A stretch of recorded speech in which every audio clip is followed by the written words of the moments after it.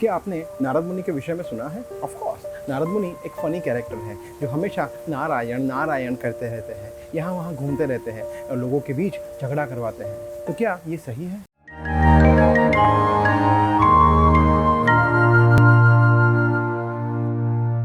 हरे कृष्णा।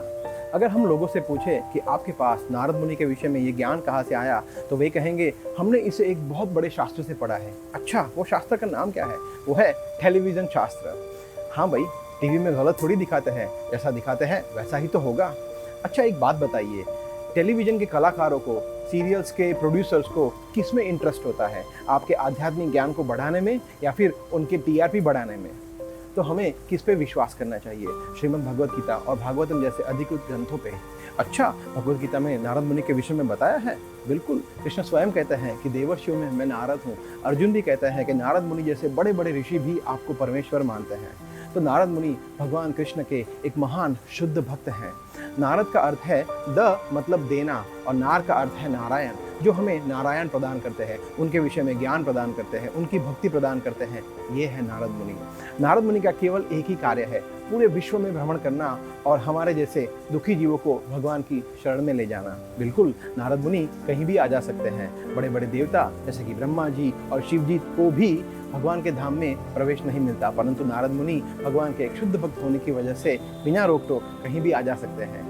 हम शास्त्रों से ये समझते हैं कि नारद मुनि ने कई सारे भक्तों पर अपनी कृपा बरसाई है, जैसे ध्रुव महाराज, प्रहलाद महाराज, वाल्मीकि, चित्रकेतु, प्रचेता, यहाँ तक के व्यासदेव के भी वे गुरु हैं, जिन्होंने हमें वैदिक साहित्यों का दिव्य खजाना दिया है। श्रीमद् भागवतम के 6ठे स्कंद में वर्णन है, स्वयंभूर नारद शंभु कुमार कपिलो मनु प्रहलादो जनको भीष्मो बलिर्वैयासकी वयम। 12 महाजन हैं जो धर्म के सिद्धांतों को जानते हैं और स्थापित करते हैं। वो है ब्रह्मा जी, शिव जी, नारद मुनि, 4 कुमार, कपिल देव, राजा मनु, प्रहलाद महाराज, जनक महाराज, भीष्म देव, बलि महाराज, सुखदेव गोस्वामी और यमराज।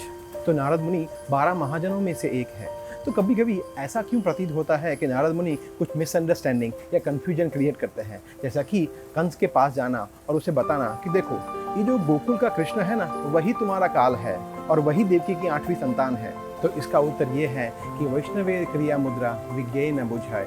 इस पूरे ब्रह्मांड में ऐसा कोई व्यक्ति नहीं है जो भगवान के शुद्ध भक्त की लीलाओं को समझ सके। नारद मुनि के हर कार्य भगवान कृष्ण की योजना का हिस्सा होते हैं। वे जो कुछ भी करते हैं वो कृष्ण की लीलाओं को मधुर करने के लिए करते हैं, चाहे वो ध्रुव महाराज को मंत्र दीक्षा दे, प्रहलाद महाराज को माता के गर्भ में शिक्षा दे, या फिर कंस को भयभीत करे।